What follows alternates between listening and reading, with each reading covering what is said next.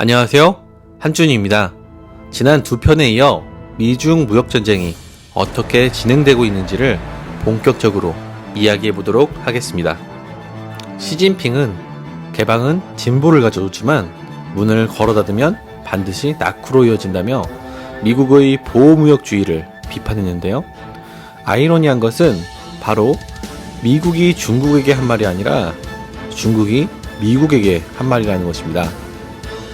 사실 미국은 부시 때 2000건, 오바마 때 1800건에 이르는 대중 무역 조치를 해왔습니다.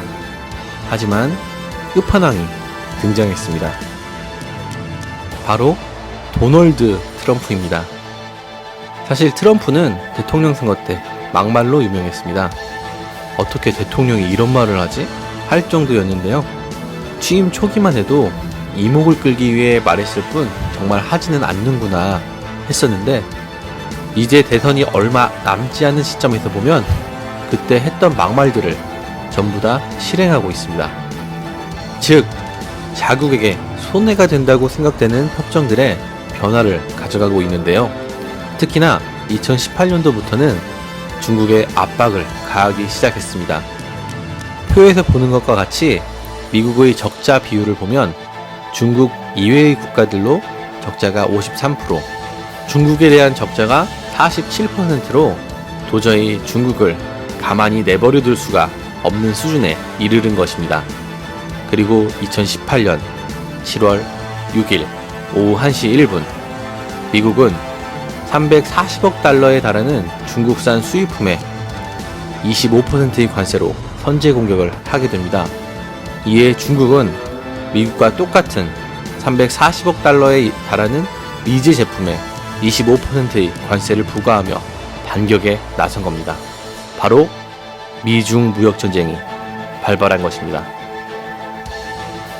중국은 발빠르게 EU에 같이 미국에 대항하고자 했으나 유럽연합은 미국의 영향력을 무시할 수가 없었고 중국의 제안을 거절합니다. 유럽연합 입장에서도 미국도 별로 좋지는 않지만 중국 너네는 더 보기 싫어, 이렇게 한 것이죠. 거기에 8월 24일 미국과 중국은 160억 달러 규모의 상대 수입품에 25%의 추가 관세를 부과하는 등 미중 무역 전쟁은 더욱 과열되었는데요. 하지만 미국은 여기서 그치지 않고 9월 24일 사상 최대 규모인 2천억 달러 규모의 중국산 제품에 10%의 추가 관세를 부과하기 시작했습니다. 거기에 중국도 즉각 보복 관세를 부과했는데요. 바로 600억 달러에 이르는 미제 제품에 5에서 10%의 추가 관세를 부과한 것입니다. 하지만 바로 600억 달러라는 게 문제입니다. 미국이 중국에 수입하는 규모가 5천억 달러 규모인데요. 중국이 미국에 수입하는 규모는 1,300억 달러로 4-5배 정도의 차이가 납니다. 즉, 중국은 더 이상 미국에 추가 관세를 부과할 수입품이 없다는 것으로 말 그대로 총알이 다 떨어져 버린 것입니다. 두 나라는 12월 2일자로 잠정 휴전을 맺게 되는데요. 지금까지 부과한 관세는 철회하지 않으면서 앞으로 90일간 추가 관세를 부과하지 않는 것뿐으로 전쟁은 아직 진행 중이라고 볼 수 있습니다. 하지만 미국은 여기서 멈추지 않았습니다. 3차 추가 관세였던 2천억 달러 규모의 관세를 10에서 25%로 올린 것입니다. 거기에 중국도 600억 달러의 관세를 25%로 올렸는데, 이것은 미국에 타격을 입히기 힘들 것으로 이후에는 비관세 부분에서 타격을 입힐 것이라는 전망이 이어지고 있습니다.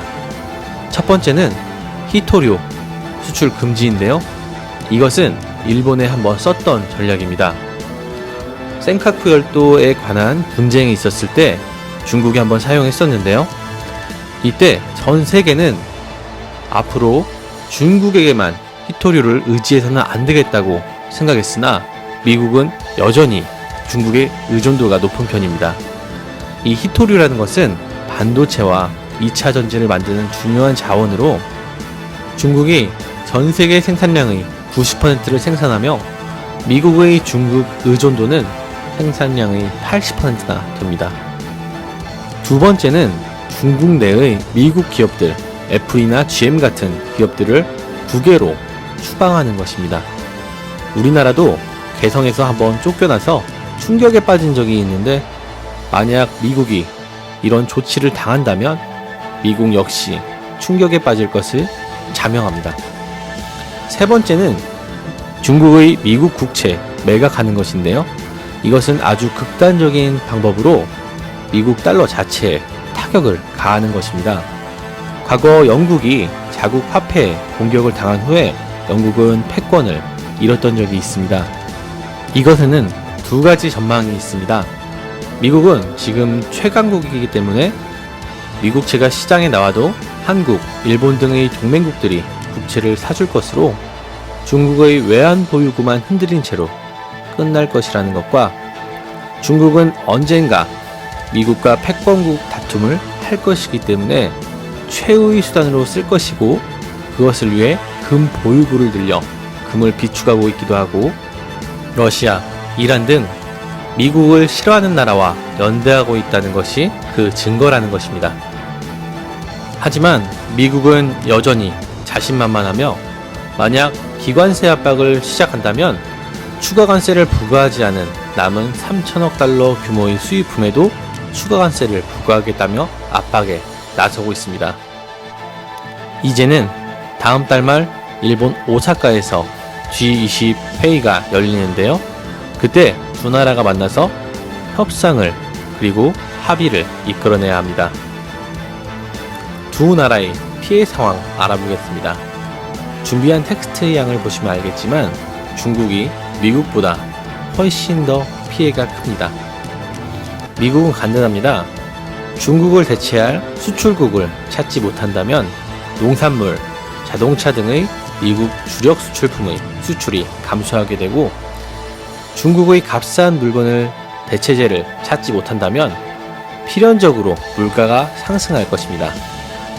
하지만 중국은 미중 무역 전쟁이 시작하고 나서 상하이 지수는 계속해서 추락을 거듭하고 있으며, 최근 미중 무역 전쟁의 긍정적인 전망으로 회복세를 잡은 것은 사실이지만 여전히 불안한 것 또한 사실입니다. 두 번째는 위안화의 약세와 미국의 관세 폭탄으로 인해 지금 중국의 소비자 물가가 급격하게 상승하고 있습니다. 그리고 월드뱅크와 IMF 둘 다 중국의 경제 성장률을 하향 조정하면서 경제 침체를 예고하고 있는데요. 미중 무역 전쟁이 발발하기 전인 2018년 상반기 508개가 아니라 508만 개의 중국 기업들이 도산을 했는데, 이는 사상 최대치였다고 합니다. 미중 무역 전쟁 후로는 그 숫자가 갱신될 것으로 보입니다. 오늘 준비한 내용은 여기까지입니다. 다음 편은 우리나라에는 어떤 영향이 있으며 우리는 어떤 대처가 필요할지 알아보았습니다. 더 많은 기대 부탁드리고요. 시청해주셔서 감사합니다.